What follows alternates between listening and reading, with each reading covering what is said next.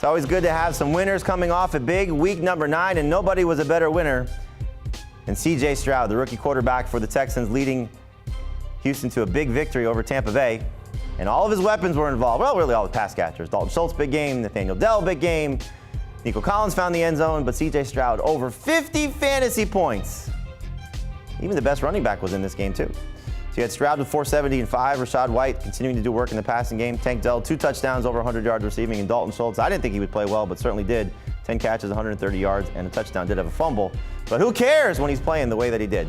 I'm Jamey Eisenberg. That's Heath Cummings, giving you fantasy winners and losers from week number 9. Heath, I'll take you through my winners first. Then we'll take a look at some of the guys that you were excited about. I'm just going to stay in this game. Go with C.J. Stroud as the biggest winner. It's hard to overlook what he was able to accomplish. And I wish it would have been last week because he was the start of the week in week number 8. But who cares? As long as you had him in your lineup, you were thrilled about that. Same thing with Rashad White, who continues to make plays in the passing game. This is now 3 straight productive fantasy outings for him, and hopefully no signs of slowing down.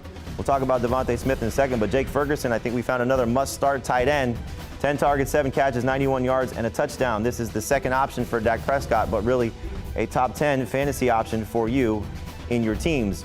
For Devontae Smith, you see not the biggest game here. 3 targets, 3 catches, 51 yards, and a touchdown as the Eagles beat the Cowboys, 14 PPR points. But no more Dallas Goedert for the next several weeks. He's out with that forearm injury, wrist injury. So we'll see if this happens, if what happens this year happens what happened last year for Devontae Smith. When Goedert missed time starting in week 11, had a 5-game absence last season due to injuries, when Smith took off and closed the season as a monster fantasy performer. Some of that was with Gardner Minshew, but I think as long as there is no Goedert, A.J. Brown will continue to be a star. Devontae Smith will become, once again, a must-start fantasy wide receiver. So I like the setup for him with Goedert being out. I've got to start my winners with Joshua Dobbs. The legend of Joshua Dobbs, it just grows. No snaps in practice with this offense. Comes in as an injury replacement, leads the team to victory over the Falcons, and scores 28 fantasy points in the process. He's a high-end QB2 rest of season. T. Higgins looked like T. Higgins again. How great is that? 8 catches, 110 yards. I think you start him as a low-end wide receiver 2.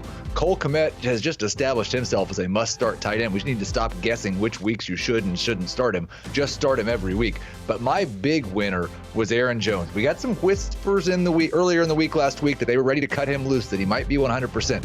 He looked 100% in this game. 20 carries to just 9 for A.J. Dillon. 6 targets to just 2 for A.J. Dillon.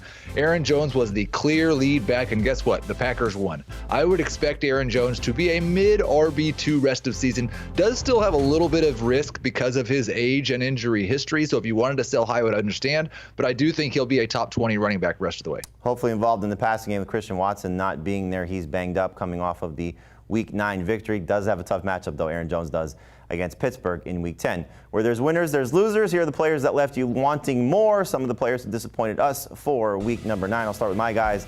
Jonnu Smith, awful against Baltimore, and it was bad for his receiving core as well. But big bounce-back game potentially coming in Week 10 as the Seahawks host the Commanders. Zach Moss, we may have seen the best of him previously because now Jonathan Taylor back to being the superstar, and Moss might not be someone you could trust. Devontae Adams, will get to him in a second. And look, we can't always praise Travis Kelce. Sometimes we got to put him on the losers list, and he was a disappointment in Germany as the Chiefs escaped with a 21-14 win against the Dolphins. Teams seemingly figuring out how to defend Travis Kelce. Hopefully Andy Reid, Patrick Mahomes, and Kelce figure things out off the bye. I hope the Raiders can figure out Devontae Adams. I'm sure they were thrilled with the win. They're obviously happy to have a new head coach, at least the interim variety of Antonio Pierce. But once again, another bad game for Devontae Adams. 7 targets, 4 catches, 34 yards, continuing to be one of the bigger busts this season. Again, hopefully things moving forward will be better for him, but it wasn't just the magic elixir. They changing the quarterback, changing the coach. All of a sudden, Devontae Adams, a must-start fantasy receiver again. Brutal matchup coming up in Week 10 against Sauce Gardner and that Jets defense. So we may have to start sitting Devontae Adams, as scary as that sounds. I feel like I need to apologize to everyone who streamed Bryce Young on my advice week. That includes me in multiple leagues. It was awful. This Panthers offense looked terrible. Young could not get the ball down the field. They took away Adam Thielen, and he didn't have anything else. DK Metcalf has been absolutely inefficient over the last 3 weeks. 27 targets. He's caught just 10 of them.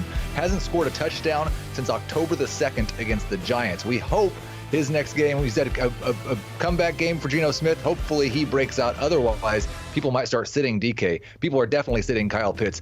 The tight end 1 in fantasy, not even the tight end 1 on his own team this week or for most of the season. Jonnu Smith gets that. But really the biggest loser, Devin Singletary. We thought with Dameon Pierce out, with the fact that Singletary was really the only Texans running back who had had any success this season, maybe this would be the game where Singletary becomes the RB1 for the Texans. 13 carries, 26 yards, 0 yards on his 2 catches. There's absolutely no reason to believe that either Dameon Pierce or Devin Singletary are going to matter for fantasy this season. Very tough to watch that Houston backfield, worst in terms of fantasy production of any team in the NFL. All right, let's help some fantasy managers beat the waiver wire, give them some early looks at what we'll be talking about on Tuesday. So here are our top 10 waiver wire ads we'll be talking about. There'll be some other guys based on the Monday night game and maybe some injuries that occur as we find out as the week goes on. But a couple quarterbacks that you're looking at here in Baker Mayfield and Joshua Dobbs. Mayfield's got a great matchup in Week 10 as they take on the Tennessee Titans. Could be another 20-point game for him as he continues just to get the ball to Mike Evans, get the ball to Cade Otton now, and finding other options along with Chris Godwin as well. So Mayfield, a borderline #1 quarterback, maybe for the rest of the season. And Heath talked about this previously with Joshua Dobbs stepping in with no practice time, no real knowledge of what the Vikings are doing, and had a productive game as they beat the Falcons. Big time tough matchup though as they take on the Saints in Week 10, but it'd be nice to have Joshua Dobbs in Superflex and 2 quarterback leagues. And then Keaton Mitchell, I don't think he's overtaking Gus Edwards as the lead running back in Baltimore, but he might be the #2 guy now. Just a fantastic performance, a lot of it in garbage time against the Seahawks, but we've been talking about him for the last several weeks about what could he add to this Baltimore backfield. Certainly somebody you want to stash for the rest of the season. Demario Douglas was the top wide receiver on the waiver wire last week. He's really the only wide receiver I want to add this week. Just 10.5 PPR fantasy points in his first game without Kendrick Bourne. But I do think he's the best Patriots pass catcher rest of season. I also think that he should be rostered in closer to 60 to 70% of leagues. The other wide receiver that interests me is Khalil Shakir. He has caught all but 1 target this season. With that Buffalo offense struggling, I wonder if Shakir sees a little bit more involvement underneath. Maybe the old Cole Beasley role turns into 7 or 8 targets a week for Khalil Shakir. Don't mind adding him as a speculative ad. Love that, the comparison to Cole Beasley. We know things have changed in Buffalo since Dawson Knox has gone down. It's been great for Dalton Kincaid, but good for Khalil Shakir as well. Maybe Gabe Davis can show up a little bit, though, than maybe every other week. All right, Heath, we got some DFS action for Monday night between the Jets and the Chargers. Let's take a look at our lineups here. I'll start first with my lineup on FanDuel, going with Breece Hall in the MVP spot. I think he's going to be the best player in this game. Justin Herbert, even though he's down, Josh Palmer will still be able to make some plays against the Jets defense. Just not a huge game, but you always want to have at least one quarterback, and he's by far the best one in this game. Garrett Wilson will continue to make plays from Zach Wilson. I like the setup for a couple of tight ends. Gerald Everett coming back from injury. We saw Donald Parham step up last week.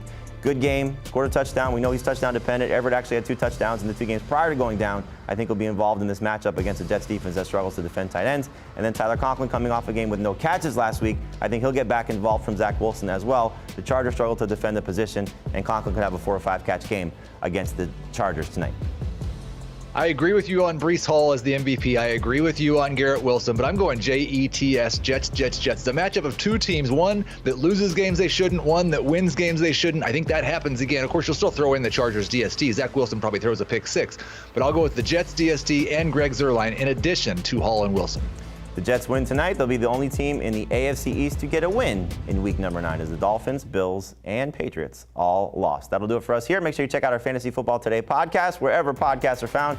We help you dominate your fantasy leagues, and we do it every single day. That's right. We podcast all the time because we love helping you. The Fantasy Football Today podcast, once again, wherever podcasts are found.